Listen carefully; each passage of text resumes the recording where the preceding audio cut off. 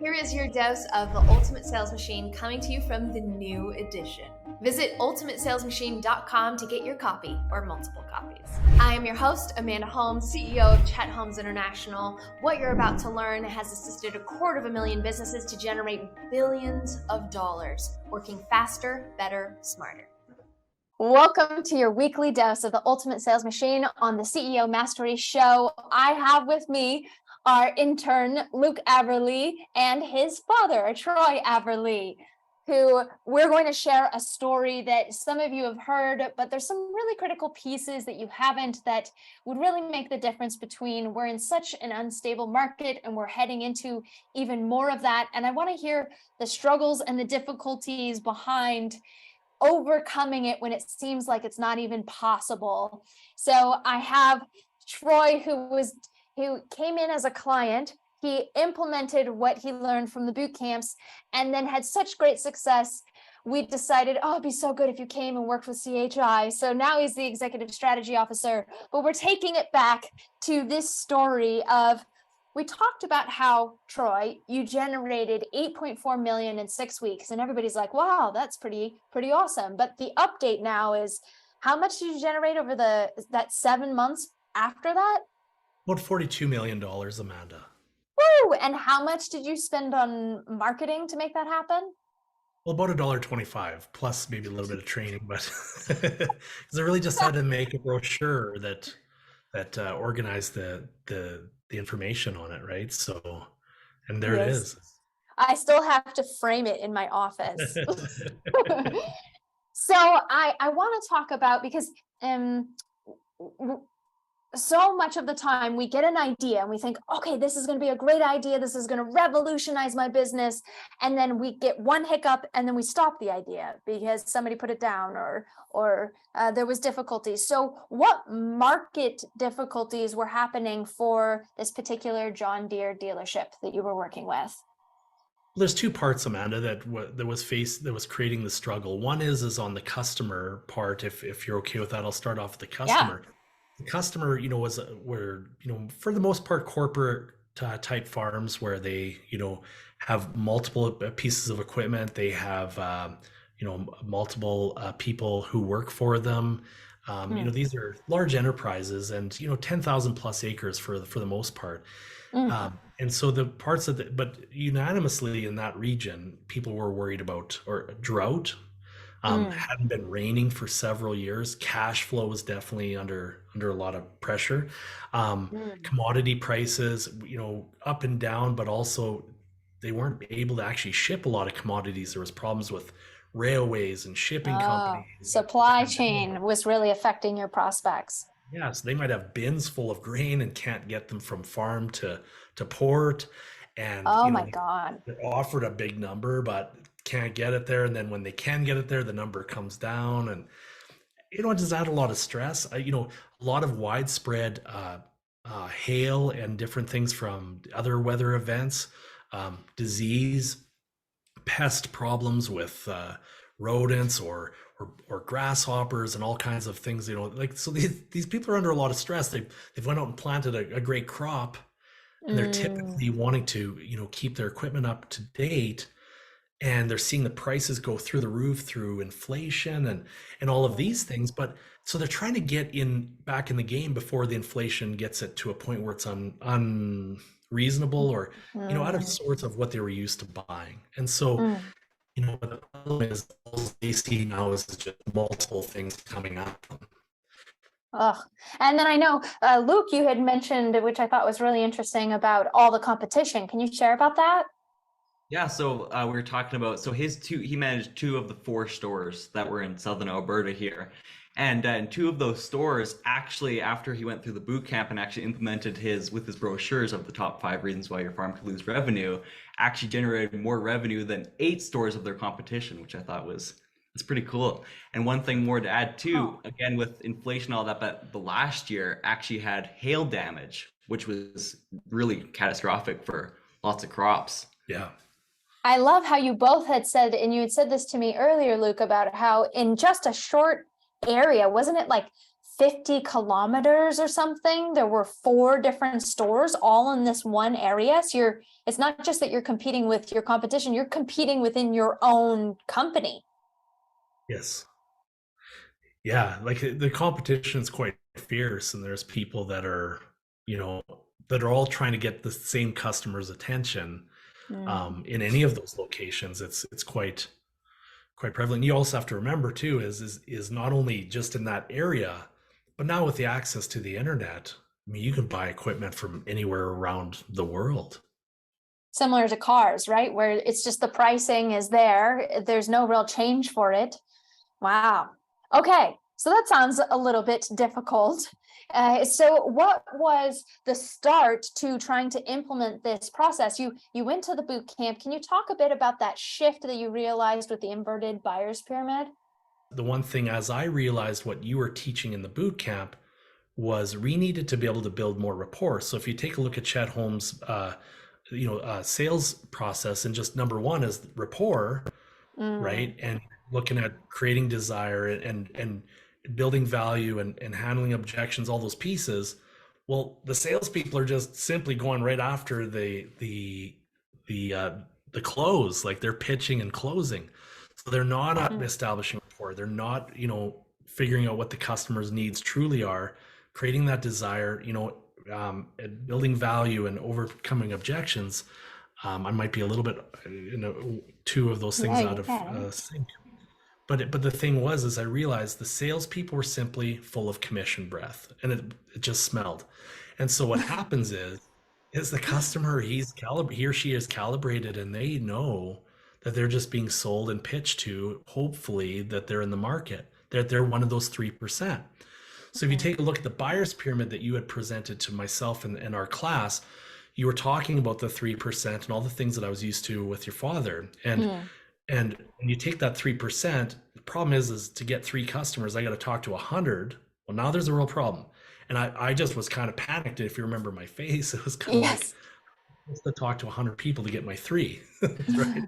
So if you flip the pyramid like you did, and I spend more time building rapport, which flipped that pyramid, as Chet did as well, is spend more time building rapport and finding need and actually coming up with business solutions that make financial sense, right? There you go. Right? So the average salesperson spends the least amount of time establishing rapport and the most amount of time trying to close the sale and follow up. What superstars do is they spend 65% of their time establishing rapport and finding the needs, so that closing the sale and following up takes the least amount of time. Yeah, exactly. And so if you position that also with now all of a sudden you reset the buying criteria, because you're talking a lot more about their pain and their pleasure. And when you flip that upside down, and I realized, we're only ever talking about the equipment. We're not talking about the pain parts to get them to really sit down and talk sensible business solutions. So then I worked with one of the salespeople, and I said, "Hey, do you have a customer who's had actually a lot of resentment, or had turned down your offer?" And he said, "Yeah, I have one client in particular. They should be buying. They're actually upset that they can't, and they're upset." And I said, "Well, that's a problem." So his name is Jake, and I said, "Well, Jake, we have a problem here. First of all, do you even know what you're selling? Because Jake's a brand new salesperson, has no clue what he's selling. He's great at building rapport, but he doesn't understand the business, and he doesn't understand how to build that connection, right?" And so what's really happening Luke said something about, what did Jake do before this job? Oh, he's painting fire trucks. Yeah, fire trucks, that's what it was. And working in the oil and gas industry. Yeah, I had no clue what he was really selling. Great guy. That's why we hired him. But, so no clue. So he'd get up in the cab of this thing and literally shaking knees, right? So he didn't know how to drive it. Nothing. So the customer's looking at him saying, "Hey, what's your deal, man?" Right? So, you're trying to sell me something you have no clue about. But when we took that and we made the buyer's guide brochure, like what you showed up, we started to then be able to show people here are the top 5 reasons why your farm could fail. And we got that information by studying the customer, going out to the customer, going out to influencers, accountants, lawyers, anybody involved in agriculture to find out what the real things that were bothering people. And we Wow. found some really important information. I think this wasn't a new job for you. You were very clear on this prospect. Been selling tractors for many years with this company. So the fact that you didn't know what was keeping them up at night, what were their target pains, what was the global pains, that they had a drought, that there was hail, that there were supply chain issues, that their stuff was sitting in crates. You didn't know any of that, even though you'd been selling for years. Well, that's the thing, because it's easy for a salesperson to just assume. And you assume that, if you say the right things, that you're going to be able to convince them to buy. The truth was, though, I was watching sales go down for everybody. Salespeople were not selling, in particular on combine harvesting equipment for small grains. There's an overabundance. There's no supply chain issues on those parts, but there's supply chain on maintaining them, which the ones that people currently own, they couldn't get parts to refurbish them or fix them when they broke. So, you're trying to figure all this piece out, and you're trying to assume that, the world's going to just get better. But the truth was, there was a lot of challenges that the salesperson only assumed. So when you actually went out and studied them, and you and I did a lot of studying. Yeah, phoning people around, asking, what are the biggest issues that they're coming up with, all the way down to the lawyers and stuff that they knew the farmer was dealing with. And so I think that's just a key point there, is actually researching that market. Yeah, and you were the one online too, doing research on the dealers as well, right? Yeah, knowing, what I even asked a few people from a certain dealership, what is the biggest issues that you're having there? And some people said time management, actually, for the salespeople, right? Just because they figured out that they were spending time on things that weren't actually doing much for them. Brilliant.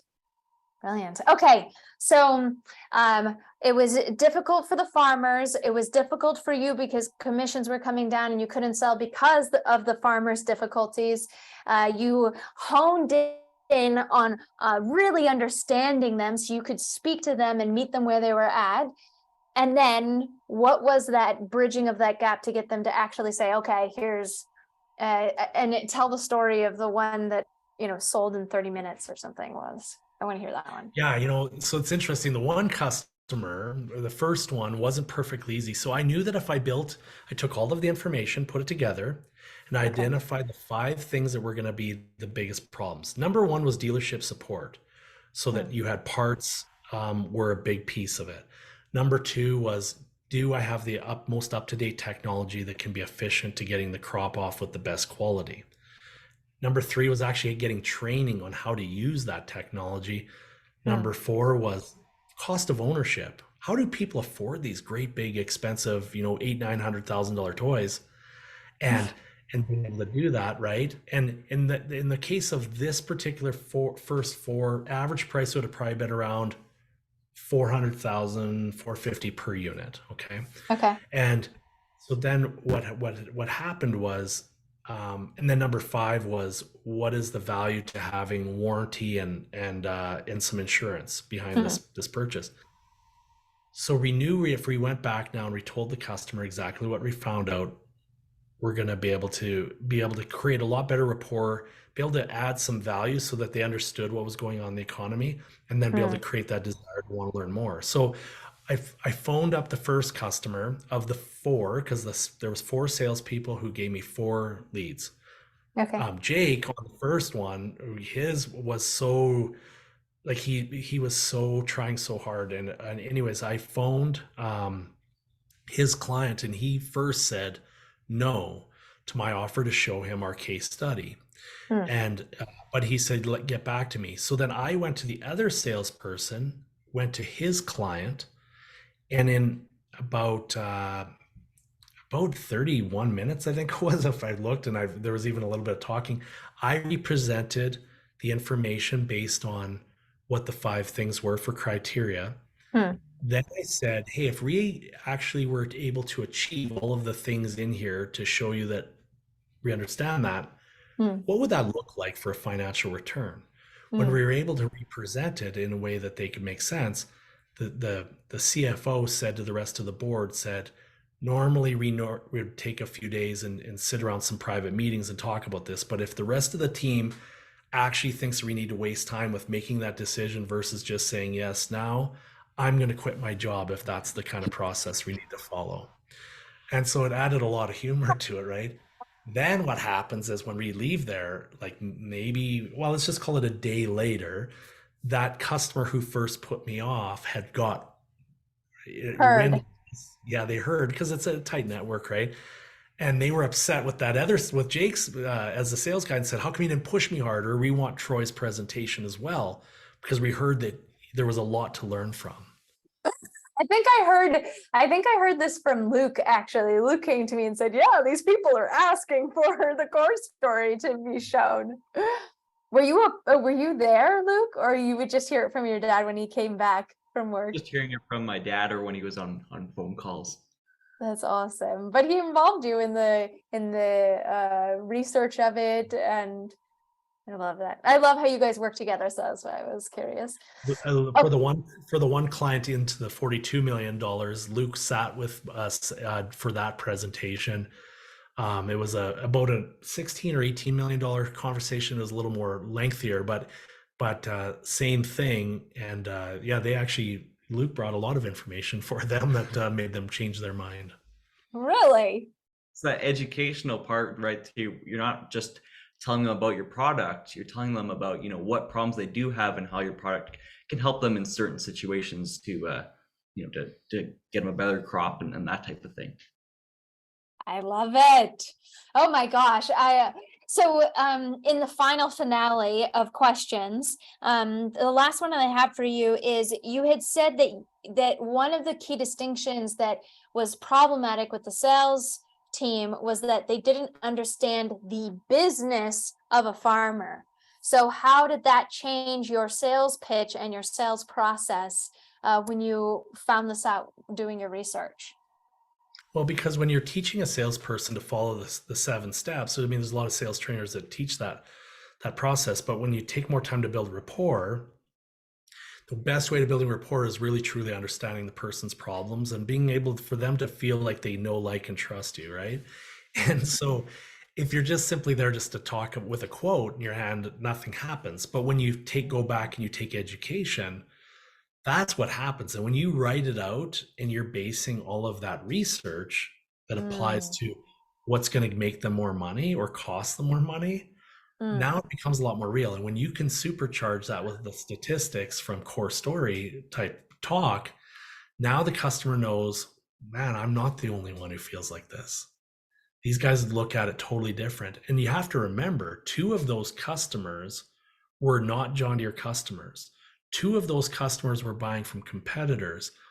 So when they went back to ask their current trusted advisor, if you will, to answer the same questions that I just taught them, they didn't know how to answer it. So now they don't look very educated, right?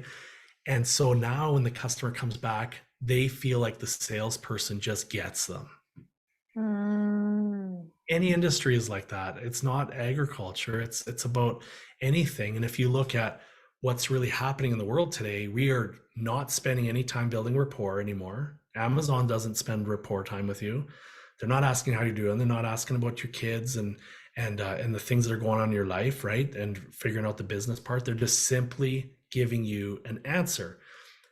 The problem is how do you differentiate that part? And when I realized that new salespeople or salespeople that are become comfortable or conditioned are not following that process, it's one thing for me to tell them to follow the process, but I need to give them information and the framework to make that process as impactful as possible. I love it. Oh, so good. Luke, anything you want to add? You think that people need to know about this process that led to such great success in sales?